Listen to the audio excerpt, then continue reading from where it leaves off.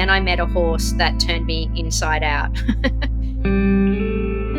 The barrier to the horse will always be the human that has to communicate to it. We have another equitana educator on our show today. This time it's Dr. Shelley Appleton. Shelley is the owner of Calm, Willing, Confident Horses. And we're going to talk to her in a minute about tips on getting on with the horse. But before we do that, I'd just like to remind you that for people who would like to work in the horse industry, but they're not sure where to start, then have a chat to the friendly team at internationalhorsecollege.com. Within the wide variety of horse courses from the complete beginner or for the complete beginner to qualified professionals with students in over 20 countries, International Horse College will be able to consider your individual requirements and guide you in the right direction, which could include RPL or recognition of prior learning. Simply go to internationalhorsecollege.com now to start the conversation. Now, I'd like to tell you a little bit about Dr. Shelley Appleton. She's a horse trainer, coach, educator, author, and podcast presenter. She's a skilled horse trainer who holds a PhD in human learning and the development of expertise. And this is probably particularly what we want to drill into today.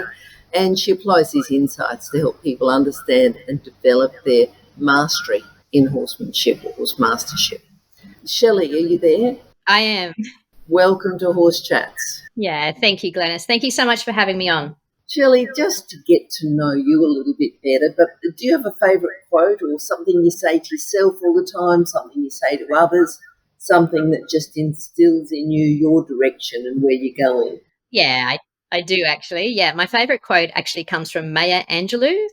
She's an American poet, actress. She did lots of things, but her famous quote is that I've learned that people will forget what you said, people will forget what you did, but people will never forget how you made them feel. And I think this is so deep when you go into horses, but also people learning how to work horses really well, is that how you make someone feel or a horse feel or that person feel that you're coaching has very deep ramifications. Yeah, totally agree with you, particularly considering not just people, but horses. Yeah, absolutely. Well, I like it because horses learn, we develop a form of touch communication with them. So, well, not only do we make them feel certain things, because all horses can really do is interpret the reality from how they're feeling. And we actually communicate with them through touch in a lot of times, especially when we're riding them. So, yeah, horses will never forget how one person feels to the other. And that's an important thing to remember when we work with them, is that we all feel different to a horse. Shelley, tell us a little bit about your PhD. You did specific human learning and the development of expertise. Tell us a bit about how you came into that field and why this particular PhD. Yeah, well, I actually have a 25-year career in academia at university. I'm a pharmacist, and I was a university academic in School of Pharmacy, teaching pharmacists and other health science students. And when I started off my research in drugs in sport, and then my supervisor actually retired.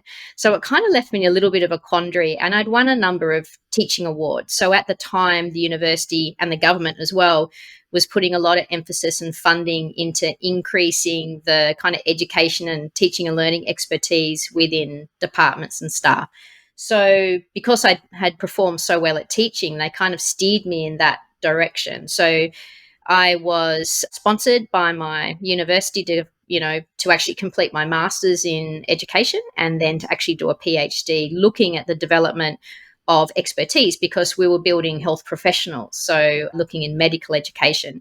So that's where it all came about. That's what my background is. And you might think that's really weird because I'm now a horse trainer and coaching people.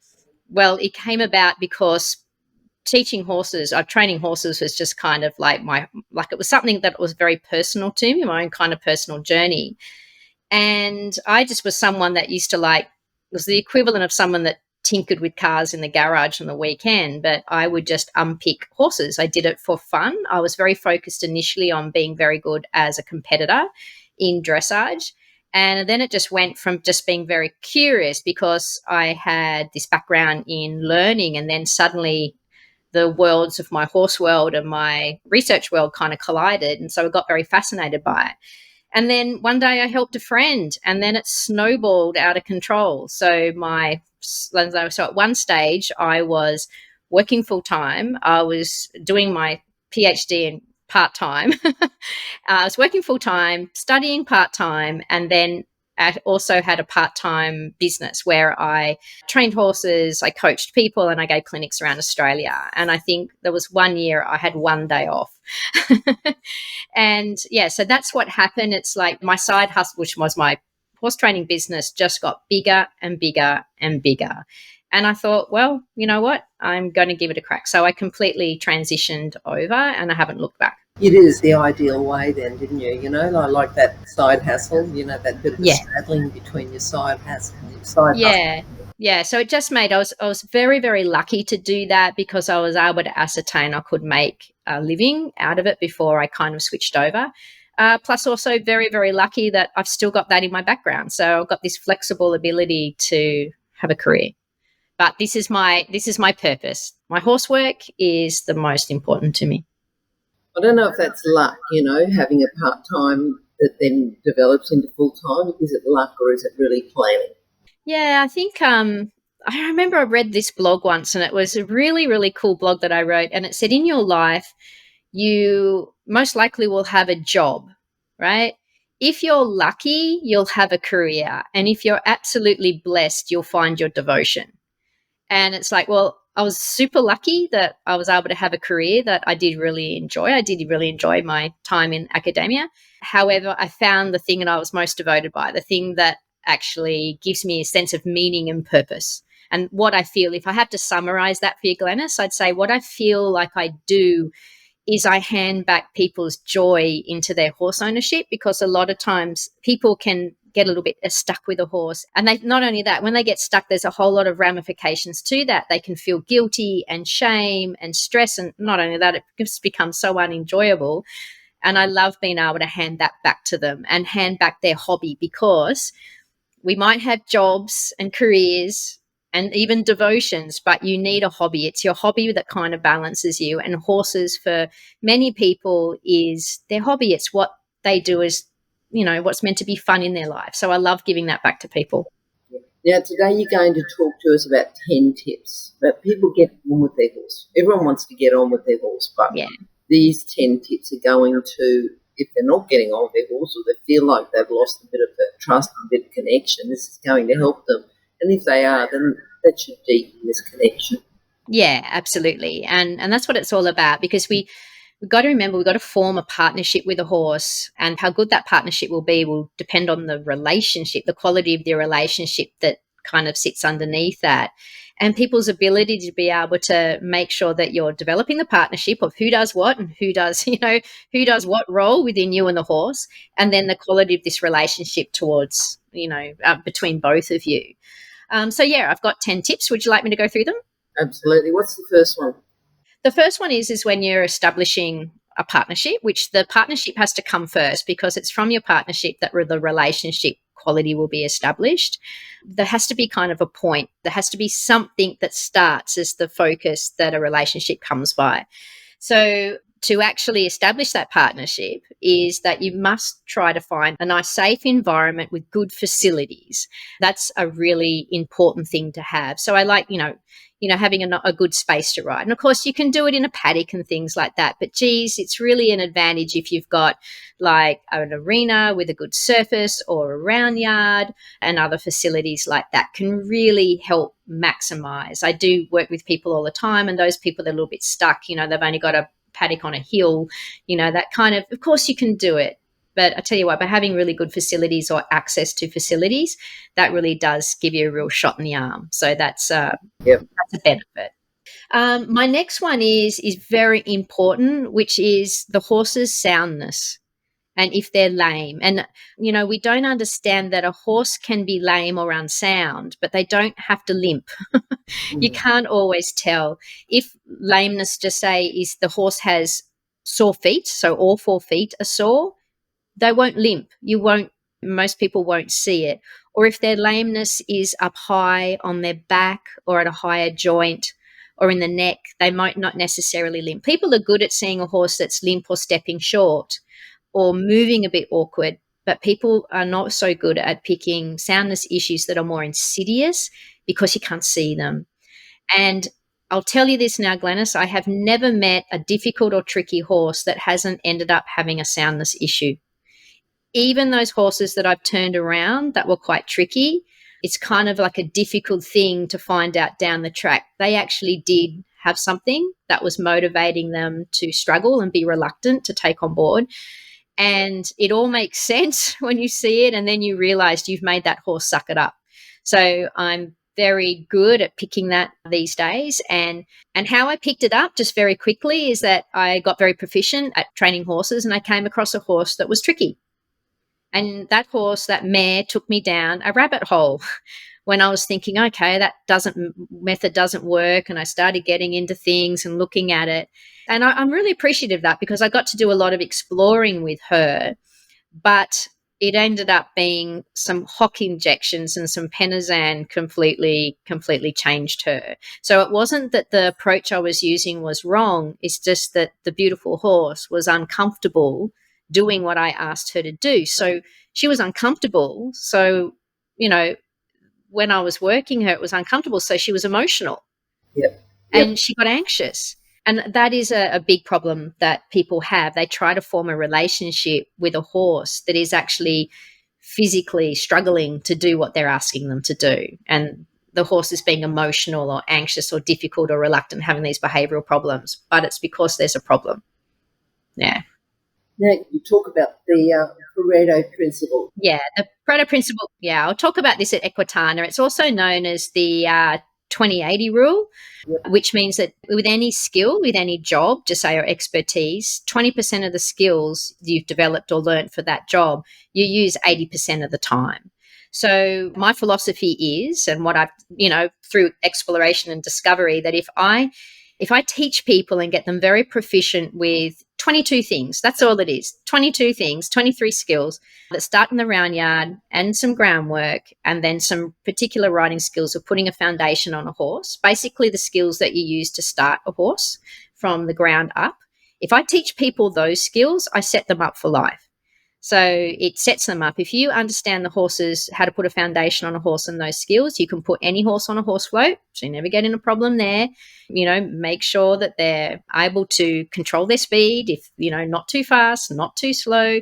And you're able to make really important judgments about the advice you're getting from others. So you can really protect that horse's foundation, because problems with horses, behavioral problems, are normally the root cause of that is some issue or glitch that's gone wrong with a foundation response, whether it be forward or stop or contact issues or whatever. It all sits in the foundation. I hand people those skills. They've got influence over those particular aspects of the horse. So that's powerful. My next point is look at ourselves. And it goes back to that quote of how you make a horse feel at the start, that Maya Angelou quote.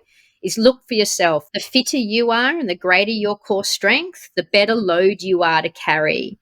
Because we sit on horses and we don't understand. They're not designed to be sit on, or nature hasn't designed them to be sat on. So we've got to be the best load to carry. And therefore that's really important. So I did a few experiments working with people's confidence. And one thing I do recommend is doing Pilates.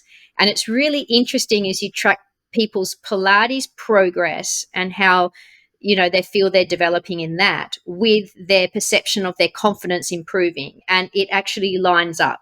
So I always say to people that something you can do off the horse that will do wonders to your confidence is actually to focus on your core strength. So look at yourself. Yeah, that certainly makes sense, and introducing another skill like Pilates. There's actually a couple of practical Pilates. Is it Helen Fletcher? I had a chat to her yesterday, and she's got some practical Pilates that she's doing at Equitana. You've got to book in first, though. Book in early. And, yes, I think Mel McCauley might be there as well. Strong Stable. She is absolutely fabulous as well. So, the integration of the two, isn't it? Yeah. So absolutely. What have you got next? What's the next one? Oh, my next one, yes. Your tack has to fit. Because you can do the greatest training in the world. You can be the greatest horse rider in the world. You can be in the greatest facility and everything amazing. But if your saddle is uncomfortable on that horse's back, good luck. Because again, you're you're making that horse feel uncomfortable, you are not going to have a good partnership or a relationship.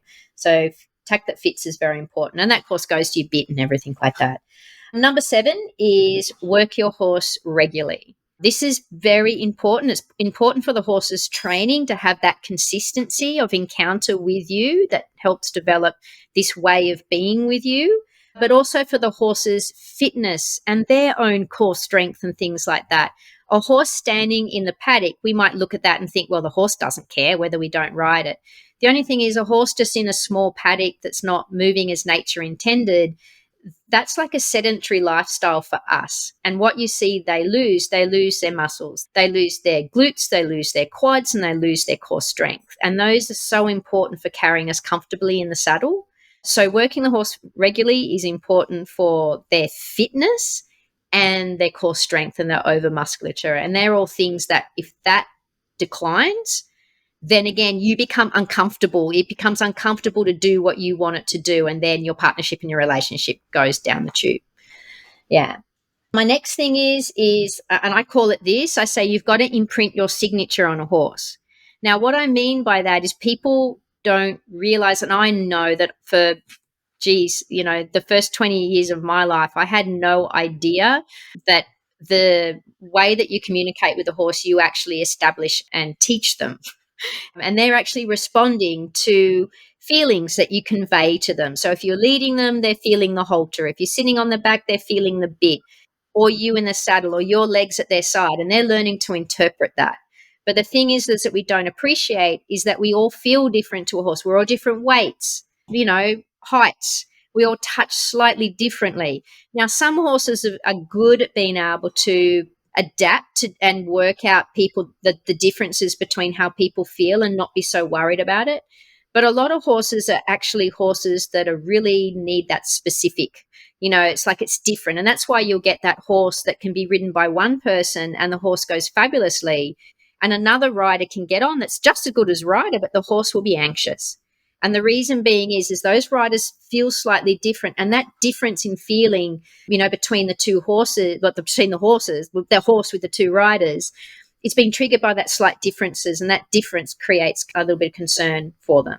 They're not so sure. So what I say is I'm an advocate for when you get a new horse is to imprint your signature on it. Now, what that means is you've got to teach the horse how you engage with it, down to just handling. How do you lead? Teach them.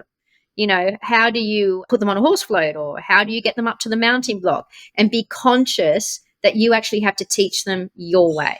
And that really, instead of just assuming they know, it's identifying that and showing them. And that really supercharges your partnership and your relationship being really positive.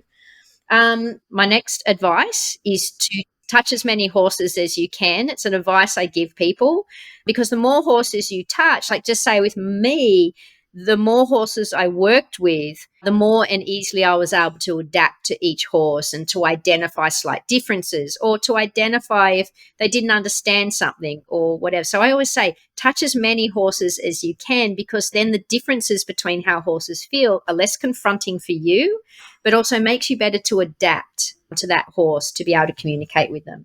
My next advice is, if I can give one piece of advice to anyone, my number one advice is to get on well with a horse, or to ride well, or to increase the safety of your ride or enjoyment of your ride, is to look up and ride somewhere. That is a powerful, powerful thing. The man that really helped create me is a man called Gary Woolaway, and he was an exceptional horseman. And in the early days, I did notice that, he would ride a horse and it was, he could ride it through fire and the horse was very happy and relaxed. I get on the horse and it wasn't so much. It was, I'd always have to work that little bit harder. And I would just want to know, what was the difference between him and me? I was a good rider. He was a good rider. What was the difference? And it all came down to, I asked him one day, I said, what do you do? What do you think when you ride? And I remember him looking at me kind of like, huh? That's a weird question. But bless him, his kindness, he worked it out. And he said, well, I'm riding over there. That's all he thought. One single thought in his head was where he was riding. And then I realized what I was doing was all this kind of micromanaging, over-analyzing of the horse and thinking how I was going to fix it and all these types of things. I was worried there, so I'm going to do this. Anyway, then I just emptied my mind and I looked up And I just started looking and only focusing where I was riding, and everything changed. Like, it's a powerful, powerful piece of advice, that. So look up and ride somewhere. And then finally, Glenys, your community, the people you hang around are absolutely vital to your success with horses. Are they people that kind of drain you or pain you or toxic too? Because there's a lot of that can go on, that try to either keep you down or snuffle you out or make you feel criticized or give you unsolicited advice all the time. Or are those people that just embrace everything? And, those people, like, I love those communities that organize events and encourage you to come to, riding clubs and come along to this and be part of that and really embrace you. Like, they're really, really special people that don't judge you. If you want to go do, I have tried another sport, they're like cheering you on. They're not criticizing you or anything like that. They're encouraging you. They're encouraging and sharing more so than giving you unsolicited advice. So that's the most important thing, really. All right, the 23 things or 22 things. 22 things, yeah. So I've identified 22 things. It's only 22 things. Like, what I worked out is just be able to teach a horse just 22 things, and some of them are very easy. It's all pretty straightforward. If I can teach people these 22 things and get them to do it at a really, to be able to train a horse to a really, like, nice level, like, just say backing a horse up. If you can back a horse up using a simple technique and get the horse to do it really beautifully, that is just as good as knowing 50 groundwork exercises that are complicated. So if I can just teach people the 22 things, and it changes everything. Mm-hmm. So just to do with the backup, like the rein back.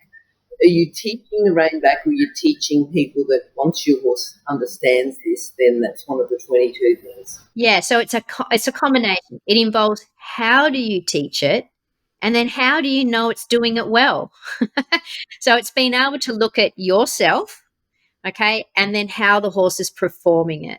And that's crucial, because really a horse is the quality. The horse will be impacted by the person hanging onto the lead rope or the person sitting in the saddle. It'll be a reflection of that. So that's why I use my human learning expertise, which is so important. Everyone looks at horses and horse problems, but really the barrier to the horse will always be the human that has to communicate to it. So if I focus on teaching the person really well, then, that's what I try to bring to the industry, is that focus on human learning.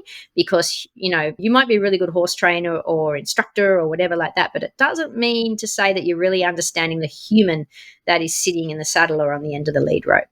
Now, those 20, did you say 22, 23? Yep. There's 22 things, yeah. Yep. If people would like to know a bit more about that, are you doing that at Equitana or? Yeah, so I'm going to be talking about that in the Pareto principle, which is what I'm going to be talking about, that 20% of skills which you use 80% of the time. So my process of how I identified what they were for me. And the other talk I'm doing is on confidence and trust, because confidence and trust and how to build that in people, it's also related to those 22 things. It's the individual. What I see confidence and trust is a factor of how competent you feel being able to reliably handle that horse. It's a combination of feeling of competency and reliability or trust within yourself or the horse. And people can have different kind of, for instance, you might someone that's quite confident in an arena, but when they go out on the trail, their confidence disappears because they don't feel competent or reliable that their horse will be, they'll be able to control their horse in that uncontrollable environment outside of the arena. So that's my second talk. So my first talk's actually on confidence and trust. The second one is on Pareto principle. Okay. Yeah. All right. Now, for people who can't get to Equitana, not all our listeners are going, are you happy to come back and talk to us a bit more about that after Equitana? Yeah, absolutely. Yeah, I'm really looking forward to Equitana, and I love just being able to see everyone else who's presenting and meeting people. But absolutely, I'd love to talk to you more. All right then. Now, is there anything else that we should have talked about that we didn't? Any other questions that I should have asked you, but I haven't asked you yet? No, I suppose it's only how people can find out more about me, or where to read, because I'm quite a prolific kind of writer and sharer and things like that. What I've done, Glenys, is that I was just your quintessential amateur writer. I had a career. I had my weekly dressage lessons, and then I met a horse that turned me inside out. And I set about trying to fix him for 7 years until I realized it was me.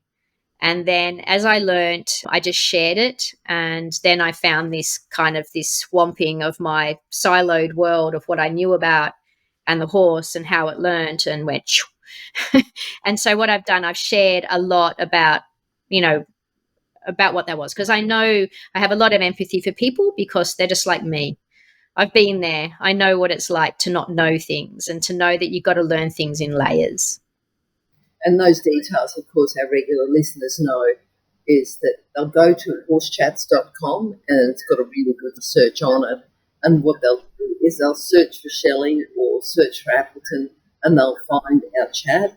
And every chat has a page, and then at the bottom of the page, we'll have all your contact details. Do you prefer phone, email, text? I prefer email. Yes. People go to my website, they'll be able to like hit the contact me and they'll be able to see that and all my social media links, etc. But podcasts like what you're doing with Horse Chats, that's so important for sharing good ideas. So yeah, that's very good. Great. All right. Thanks, Shelley. We're looking forward to having you back and providing some more information for our listeners. And Yeah, that'd be lovely. Thank you so much for having me. thanks, Shelley. Bye-bye. Bye.